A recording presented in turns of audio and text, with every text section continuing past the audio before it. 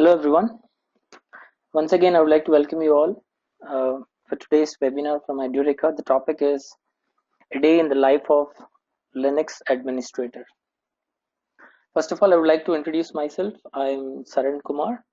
I have around 8 years of experience teaching Linux administration course, and I also have a working experience in different areas starting from Linux administration, automation, development, design, architecture, etc. All right, so I'll be taking up today's webinar. So in case if you have any questions during the webinar, feel free to post your questions in the question window. I'm going to take a quick pause every 10 minutes and I'll try to address your questions. And again, by the end of the webinar, we would also have another question answer session. All right, so coming to the topic, a day in the life of a Linux administrator.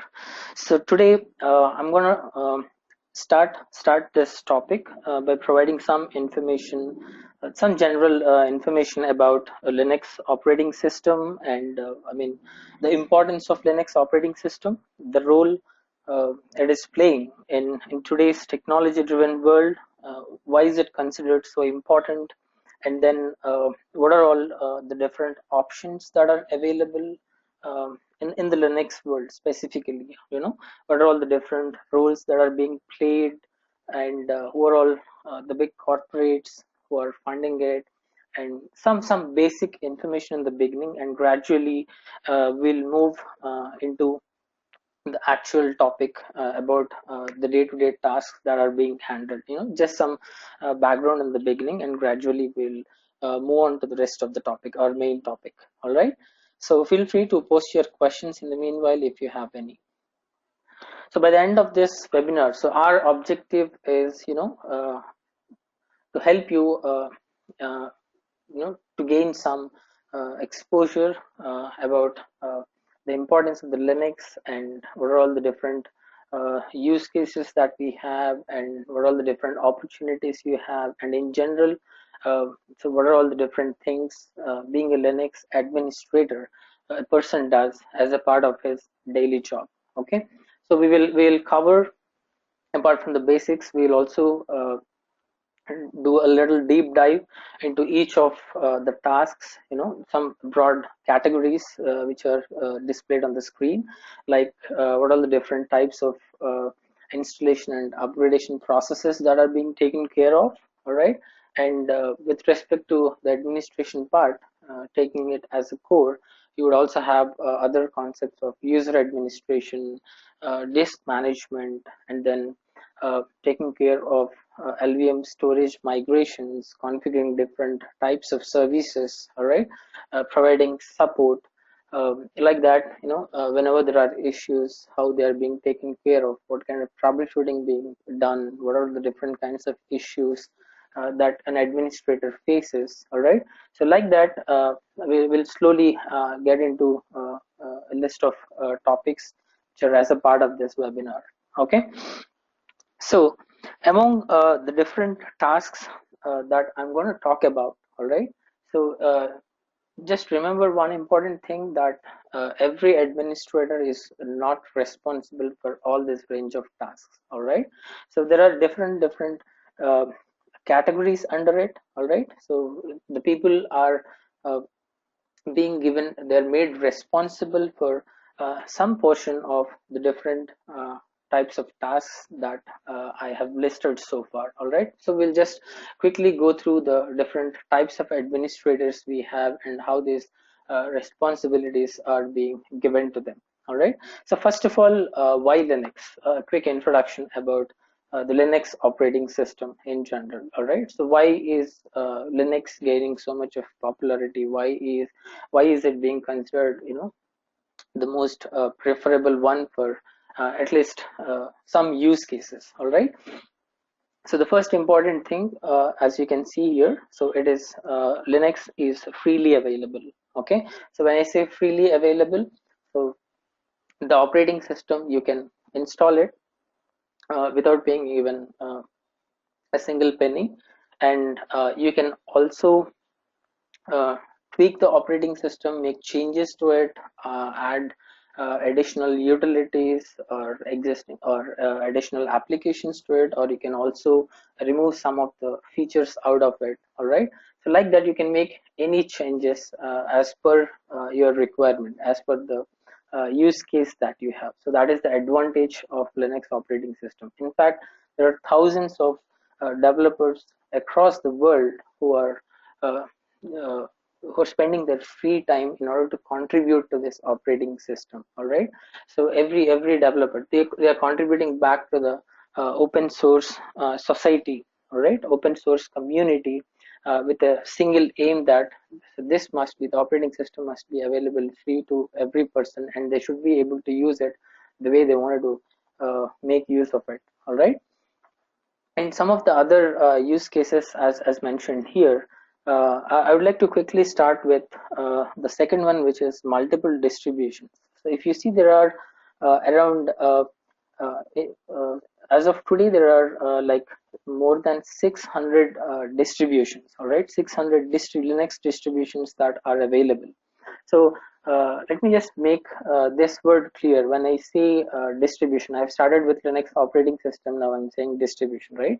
So if you have a general understanding of Linux architecture, all right. So the central part is your kernel, the core or the heart of the operating system. On top of the kernel, you have the utilities, libraries, applications, and then you have your the desktop manager, which is your graphical part. All these are integrated to your kernel. All right. So this kernel, even if you go to a website called kernel.org, so even there are upgradations happening, new releases that keep happening to the kernel also. So that is considered as a separate entity. So always you have that flexibility. You can download that kernel, uh, get some utilities from GNU and add your own applications and desktop managers that you have developed and come up with your own Linux flavor of operating system. So that is what I refer to as a distribution. All right, so like that we have more than 600 distributions that are available, and more are coming up. Okay, so among all this, let's talk about a few of widely used distributions today. Okay, so so another important thing here that you should remember is all the 600 distributions, they are not intended for a single purpose. Okay, so basically there are different flavors available which are specifically targeted for a group of audience or a group of users. All right, so that is the second best thing apart from Linux being an open source product available. All right, so when I mean they are specific for a bunch of users, what I mean to say is, for example, a lot of users, right? So they have started replacing their Windows instances with Ubuntu, which is one of the distribution available, because Ubuntu is a very good Linux operating system with a bunch of features, and it is really targeted for the end users who want to have it installed on their desktop. It is a very good uh, distribution for the desktop users. You can replace and start, you can perform almost all operations using that. And then there are other flavors similarly. One that is targeted for research and upcoming features. All right, whatever all the new features that you're going to see after a year or two, so those are already under testing stage, and it is available in the form of a distribution called as Fedora. Okay, and similarly we have some distributions which are mainly targeted for children or for educational purposes. All right, and some other distributions which you can even install on old hardware. If you feel that you have a very old system available which is not compatible with any of the latest operating systems, you can go with Ubuntu. All right, so that you can install and start making use of your hardware. And similarly we have other distributions targeted for gaming applications or audio or video production use cases, etc. So like that we have different flavors available. Now out of all this, I forgot to mention another one, which is the Red Hat Enterprise Linux. All right, or the Red Hat flavor. So this Red Hat version is mainly targeted for enterprise customers. Okay, so they provide commercial support. So the operating system is free, but they only charge for the commercial for the support they provide. So that's the main reason why in most of the organizations you might find Red Hat being used with desktop as well as server configurations, because of the support they provide. All right, so this is pretty much about the different flavors that are there. And going on to the next advantage, here you can see it's very easy to learn and use. So when compared to the what do you say, before 5 or 10 years, the things were different. All right, if you want to install a Linux operating system, you might have to download it, copy it to multiple CDs. All right, and then uh, burn the CDs. You need to have that software, and then you need to make sure that all CDs are working fine, install the software, and sometimes you might end up doing a text based installation. All right, but things are totally different now.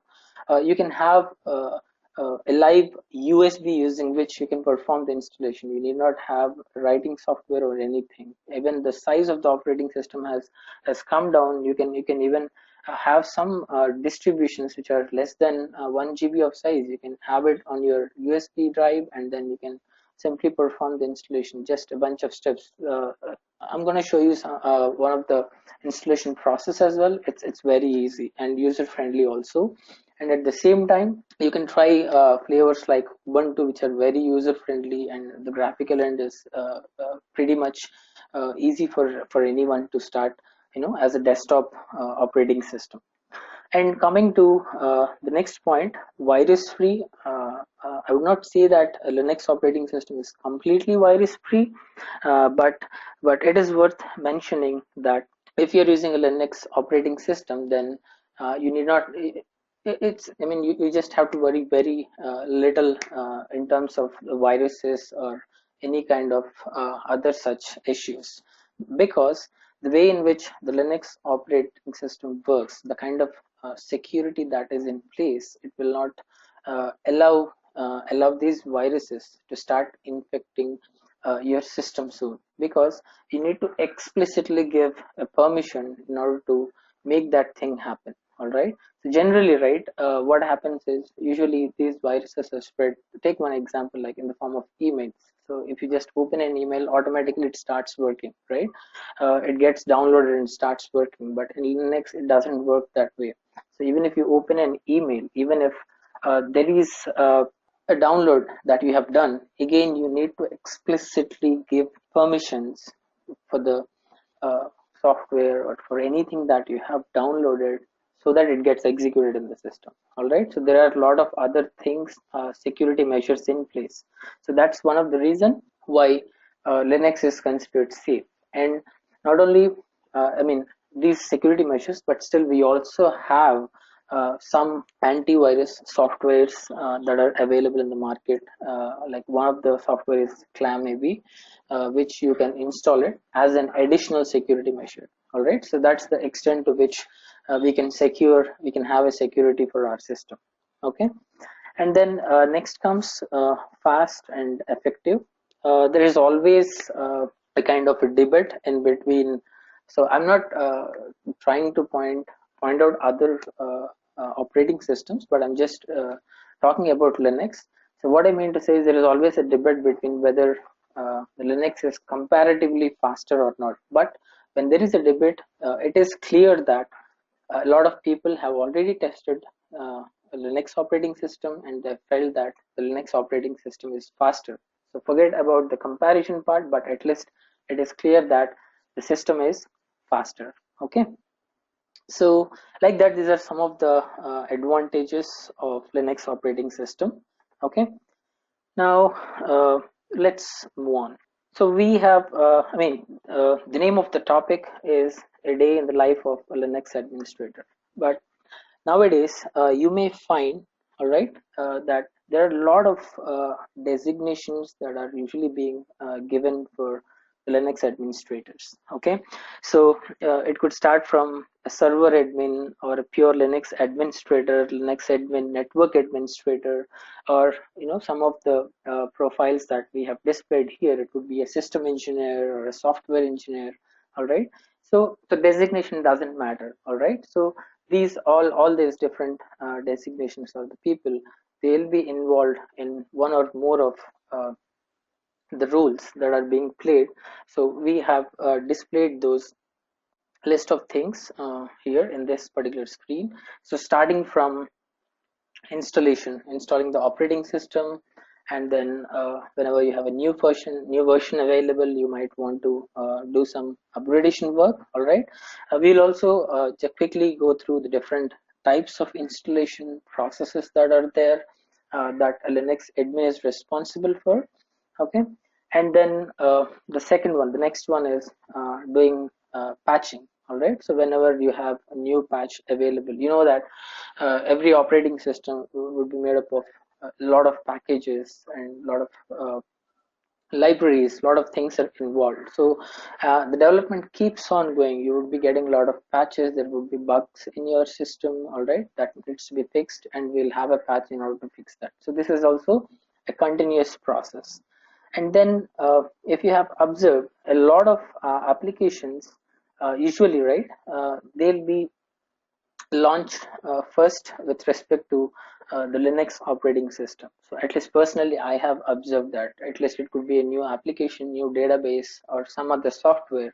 So they'll quickly test the things out on a Linux system, and then they gradually roll it out for, I mean, they come up with the Windows version, all right? So, so like that, Linux admin is also being made responsible for supporting the applications which are hosted on it. And then next comes the storage migration. So generally, if you have take an application database, all right, so whatever that is being hosted on your Linux instance, so there will be a need to continuously upgrade your system or upgrade the capacity of the system, and you might want to move your storage from one place to another, or one system to another system, or one cluster to another cluster, all right. So storage migration is also part of a Linux admin job.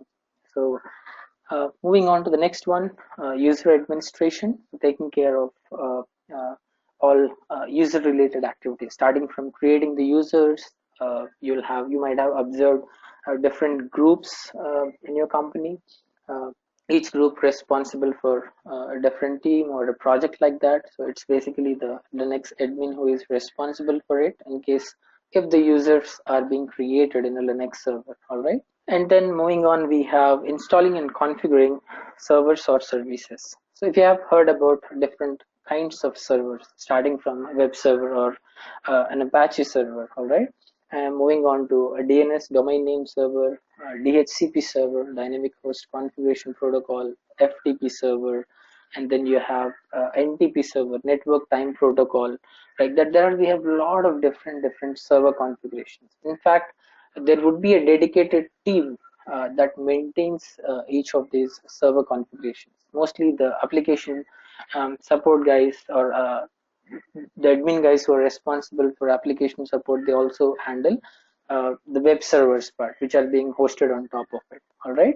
So like that, we also have a different category where these are being taken care of, installations and configuring services. The next one comes is the backup and restore, which is one of the most important category, I should say, because you always need uh, the backup of the data, right? So whatever you store, the data is nothing but money for every organization. So you always need a backup and a restore plan in place, and that will be taken care of by the next administrator. There could be a lot of backup and restore tools that are available in the market, but by the end of the day, it all starts from the core Linux operating system itself. It's always the backup plan in case if a tool fails, you have to do these things manually. Okay. And apart from taking care of all these different kinds of operations, it is quite common that there is a possibility of a bug, there is a possibility of a manual issue being generated in the system, or a lot of other things that could possibly happen, and a system admin should always be available in order to troubleshoot and fix the things in an organization, all right. So that's where the troubleshooting comes, though it isn't the last, it's one of the most important thing as a part of Linux admin's daily job. Okay, so this is generally a quick list of different categories that we have. moving this, we'll go through, we'll do a deep dive of each of these categories. All right, moving on. All right, so we're gonna about to start from about each of the categories. So before starting that, let's do a quick let us see a quick overview. All right, at the beginning of the day, for example, a system admin comes to the office. Okay, I hope you all are aware that nowadays every kind of responsibility which is there, it is being tracked. So any kind of issue which comes up, all right, it is being tracked. There will be a dedicated system that is available. All right, for example, kind of a ticketing system. All right, so even with most of the other services you might have seen, if you want to, if you have some problem, if you want to reach out to people, you need to raise a ticket. All right, so a system, even for a Linux administrator, his day starts, looking at the ticket queue. All right, the different kinds of alerts that get generated, with respect to servers that are being configured, or any kind of emergency that comes up, a system has gone down. All right, different kinds of issues can come up in a network. So all these are, and at the same time, whenever an issue comes, we already have some good automation mechanisms that are available in place, some good scripts in place that would quickly identify the problem and shoot out a mail or shoot out a request to the administrator. All right, so an admin's job basically starts with looking at the different kinds of issues that has come up. What are the priorities? It could be a severity 1, severity 2, or 3. All right, he has to basically go through the queue and prioritize the issues and start uh, fixing those issues. So that's basically comes as top one priority in the beginning of the day, right? Now, once those issues are being sorted out, he is also he should also make sure that there are no more issues that could possibly arise from the systems, right? So for that, he has to monitor the systems. And again, there comes a monitoring portal. We have a lot of commercial and open source tools available in the market. So you need to take a look, sit before the monitoring tool, keep observing like how the systems are performing. What is the performance of the system? Is it going down? Is it consistent? How is the disk space? How is an application performing? All right, there would be a lot of alerts in place which keep coming, which keep generating the numbers, telling that tells us how the system is performing. Okay, so a system admin, that's his next job, to keep an eye on the monitoring system to see how things are working in his network, right?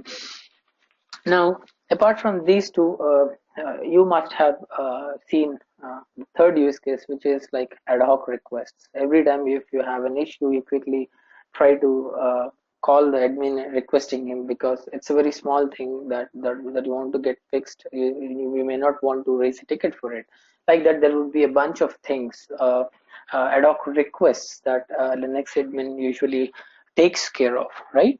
And some organizations, right? So apart from all this bunch of things, they also allocate uh, an individual project for the people. It's not just specific to Linux admin, but since we are talking about Linux admin, I wanted to make that a point. So apart from all this set of tasks, he is also responsible to take care of an individual project, which could be like a bunch of new servers coming up. He's responsible for doing the installation end to end, or it could be in terms of setting up a separate network in the organization. All right, it's an individual project that he's responsible for, and he has to at least spend some 20% of his time for that particular project, right? And throughout all these 3 or 4 scenarios that we have seen, so one important thing that we have to remember is he keeps facing issues every day, because a network is always uh, there is always a possibility for the issues to come up. All right, and every time you start working on an issue, you fix an issue, there is a need to create a proper documentation of what we have done. So this way, what you can do is you can create some information that would be useful for others, and at the same time that information could be useful in order to provide uh, a long time fix or a complete fix for the problem that has come up. So the documentation, creating and maintaining the documentation forms another important task in the day of a Linux administrator, right?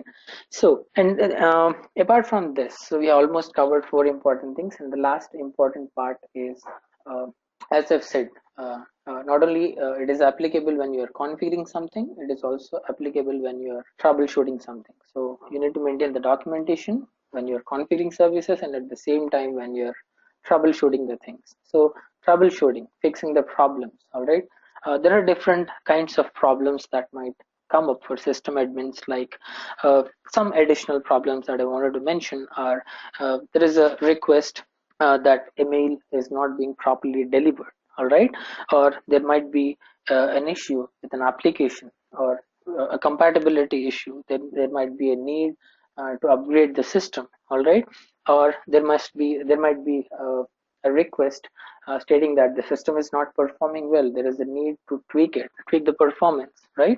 Or some additional requests like, please increase the share box size or the capacity, or user to a group, or create a new distribution list, all right. So that queue keeps goes on, right? So like that, so throughout the day, so these are like some broad categories, like how or what a system or a Linux administrator is responsible for, starting from creating the users, taking care of the systems, and then taking care of the server part, right? These are like, there are a bunch of things. We'll go through again each of these categories in the subsequent sections, all right. Before moving on to the next section, let me just quickly go through the questions that we have so far. Which The first question is about which Linux distribution is best, Ubuntu or Red Hat? Well, I would say the best way to answer this question is, you can try installing both the sources. See, the applications differ.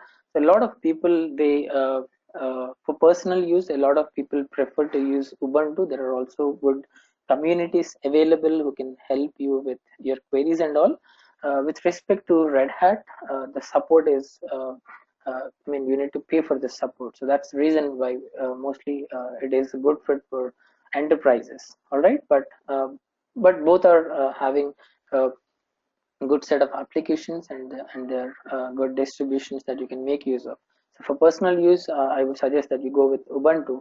Whereas if this question is related to using Linux OS in a company, I would say Red Hat would be a good fit. Okay. The next question is, name of the antivirus software. Yes, I have mentioned about an antivirus software. It is called as ClamAV, C-L-A-M-V, C-L-A-M-A-V, ClamAV. Okay, you can search for it. You can download, and you can install that in your system, and you can try. It's a very it's not difficult. You'll get an RPM. You can simply install it and run a few commands so that it start generating the metrics for you. All right. The next question is, kindly let me know how we use patching by Yum or Red Hat Satellite Server. So with respect to patching, maybe I can show you a small example. All right. Uh, Let me talk about this. So we have, with every flavor, all right, with every flavor, let's take CentOS. Okay, if you take CentOS operating system, there are a lot of repositories available outside, all right.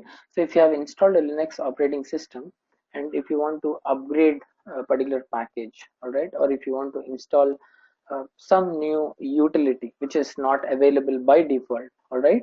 So usually what we do is we try to install these packages from repositories. When I say repository, I'd like to show one example here.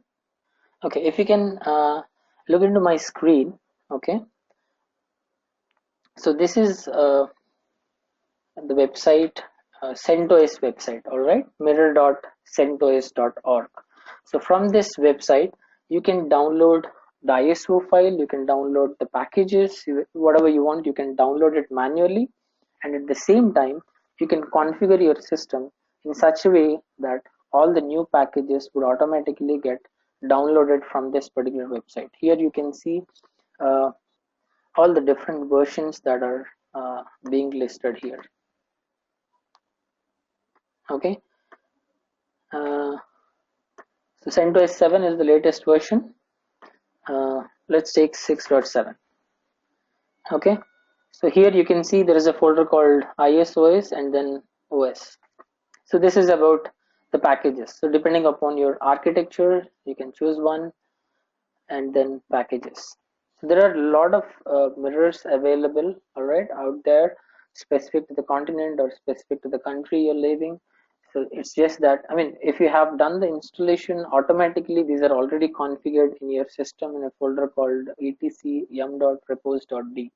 So automatically you just have to run a few commands in order to get the package automatically installed in your system. So this is applicable for general packages which are available, all right. But if you have come up with a new functionality or a package of your own, then you might want to set up your own repository and have that uh, uh, customized RPM package available in that repository, so that all the users in your network will start installing that package from your local repository. Okay. Similarly, with respect to patching, we have a section. I will show you how to. I have a very basic example using which I can show you how patching is performed. All right. We will also go through how to install packages using yum or rpm command. All right. So since I'm using the CentOS one, I don't think I'll be able to show the example with Red Hat Satellite Server. All right. Okay, going to the next question, what are the things we need to know before going for interview? So as I have mentioned before, there can be different kinds of profiles. All right, you need to go through the job description first. That is very important. So that could be related to an application support or an admin for a specific applications or a number of applications, or you might be into core user administration, or you might be into server configurations. All right, there are different uh, what do you say, categories that are available. So that's the main reason why I have spoken about the different job profiles in the beginning. So you need to have an understanding in every category. Again, you can do a deep dive, learn a lot, and then appear for the interview. Okay. Well, there is a question. I don't want any support for Red Hat, and could I get it for free without support?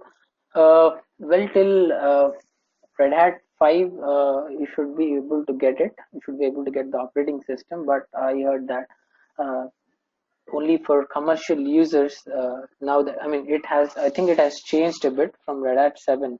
You can only get it if you pay for the operating system as well. But you can always go for the previous versions of the operating system and download it uh, for free.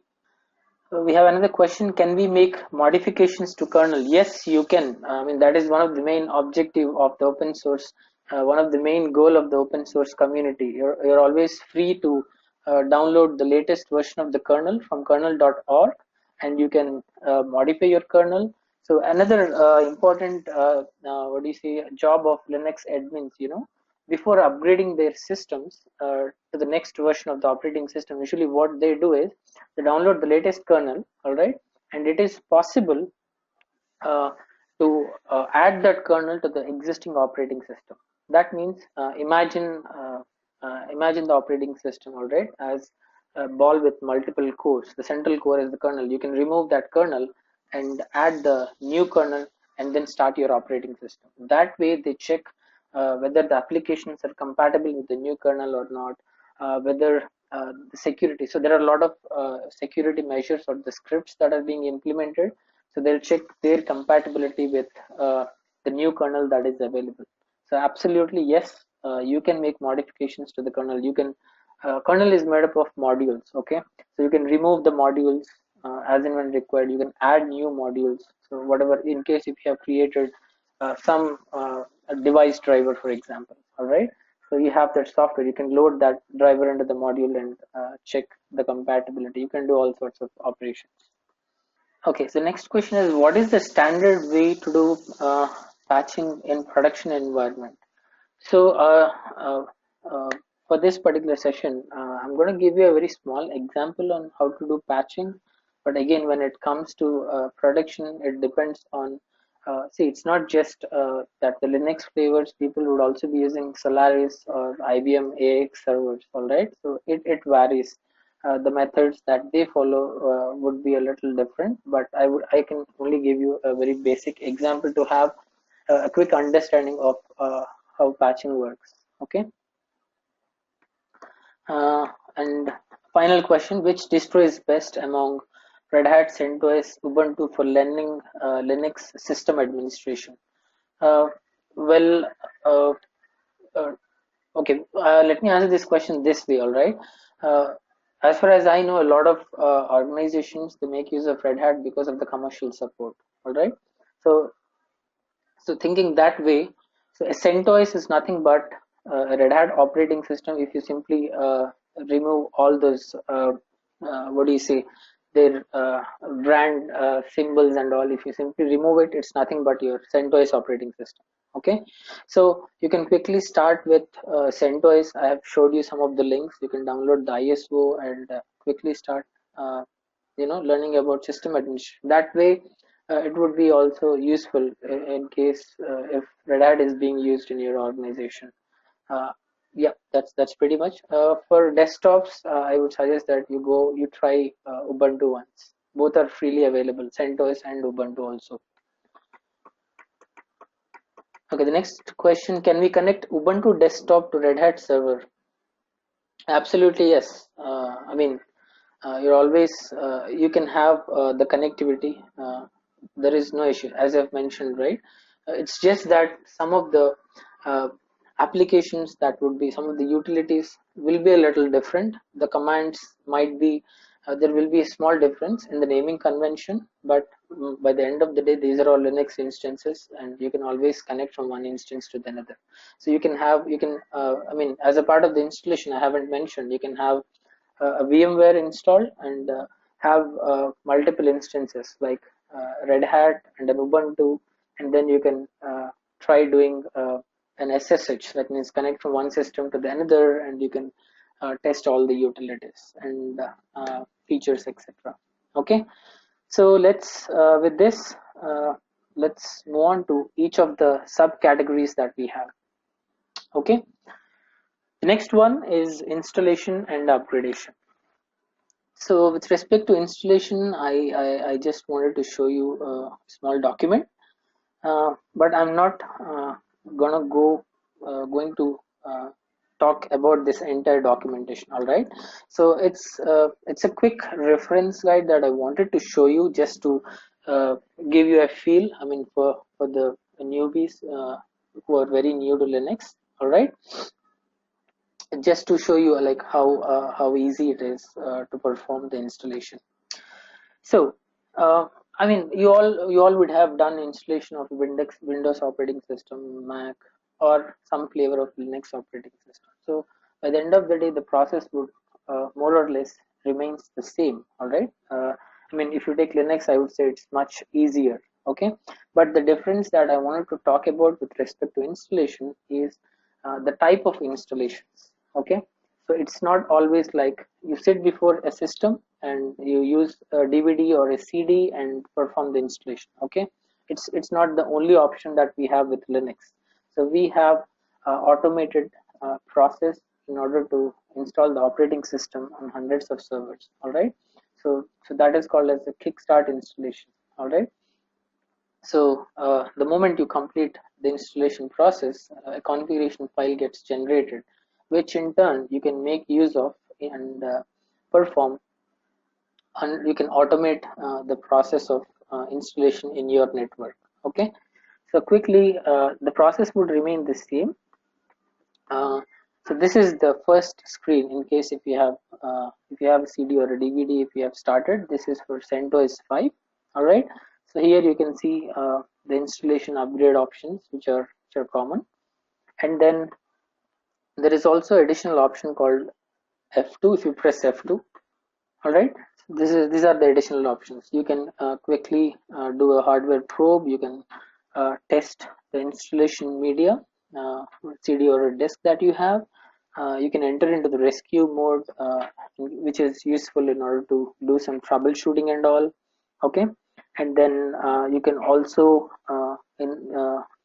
override the installer or update the installer, and like that. And the final one is memory test. So these are some of the additional options that are available. All right, but by the end of the day, so this option which is there, this is Linux ask method. Usually in organizations they prefer to keep the source, that is the DVD, right, that contains your operating system. They keep it as a part of a network drive or a network folder. So usually the installation is done from the network. So this is the process that is followed, Linux ask method. So it will ask you like what kind of installation you want to do, which means that your operating system source can be as a part of an NFS or a HTTP, or it can be something else. So you can directly request in order to get the installation done from the source which is located in the network. Okay, so there are two important things. Apart from the manual installation process, you can perform network based installation, and you can also automate the process of installation. All right, so there are different ways of performing installation. So that is important. You need to understand that. Similarly, you can also go with the upgradation part. Okay, and as a part of the installation, also remember that there is a provision in order to uh, add additional scripts at the time of installation itself, whether it could be related to a security or some kind of automation that you want to have in place along with the installation itself. Okay, so that is the another advantage. So these are some of the instructions. Okay, so that is pretty much about installing the operating system. Okay, moving on, if you take a normal Linux system, uh, uh, okay, let me show this system. This is a CentOS 7 operating system. Okay, so you can see the GUI part. So you have all the options available. We have all the applications. Okay, uh, graphics for internet. We have a lot of options available. So similarly, even for Ubuntu, you can see a very good user interface available. Okay, so this is like a Linux instance. I hope you know that we can run it in graphical mode and non-graphical mode also, but I just wanted to show this. That's why I have started my instance. Usually for servers and all, they prefer a non-graphical uh, mode because that would be much faster, and even you can save a lot of resources if you do not have the graphics started in your system. And that way, I mean, in Linux, as you know, right, so it's a command line way of executing the things. You can perform more number of operations using commands itself. All right, so that's the reason why high-end servers, even Google or Facebook, you take any company, they maintain their high-end servers on Linux systems. Okay, so they prefer a non-graphical way. Everything is done without the graphical mode. But by the end of the day, for the desktop users, they also have the graphics in place, the GUI in place. So we have tools in order to install the packages in the graphical way, and also we can install the packages using the command line way. All right, if you look at my screen, I just you can see how I'm. All right, so I am a root user, okay, who is the sole administrator for a Linux system. And you can see here that there is a file called anaconda-case.cfg. The moment you complete your installation, that is the file that gets generated, which is useful in order to automate your installation process. Okay. Now here you can see there are two packages that are available. For Red Hat, the extension is RPM, Red Hat Package Manager. If you take a Debian flavor of operating system, it's .deb. All right, as I mentioned, there are little differences. It's just that the command will be a little different, but the process would remain the same. Okay, So if I want to install this, so rpm is the command, Red Hat Package Manager. So these are some of the arguments I wanted to mention. I is for installing the software, and V is to display the verbose. All right. So if you see here, so it is installing. That's it. You're done. So this is using the rpm command. So there is also another command called as yum. I'll show that to you in a while. So now that if you observe these two packages, right? So one is telnet-0.17-48. This is 17-59. Okay, these are two different versions. Now what I'm going to do is, so I'm just trying to list the package post installation, and then I am going to do an upgradation, capital U, in order to upgrade it. So once I have upgraded, you can see the latest version now that is currently installed, which is 0.17-59. So this is pretty much about how you upgrade the packages in your system. So this is something which I have done manually. You can consider this as an example for third-party applications. All right, a new version of the application is available, so you download the package, and then you copy that, and then you try to manually upgrade the package. Or similarly, we can do this rpm-e. So this is, so once you get some hands-on experience on the commands, right? So making, so you would definitely enjoy working on a Linux system. That's it. So the package has been removed. So just within a few seconds, I've installed, upgraded, and removed the package from the system. Okay. So this is about installation using RPM. There is another utility called as yum. The difference between these two is always with respect to packages. There is a possibility that there are some other packages which are dependent on this package. All right. So dependencies must be resolved. So for this, there are no dependencies. So I have just tried taking this example.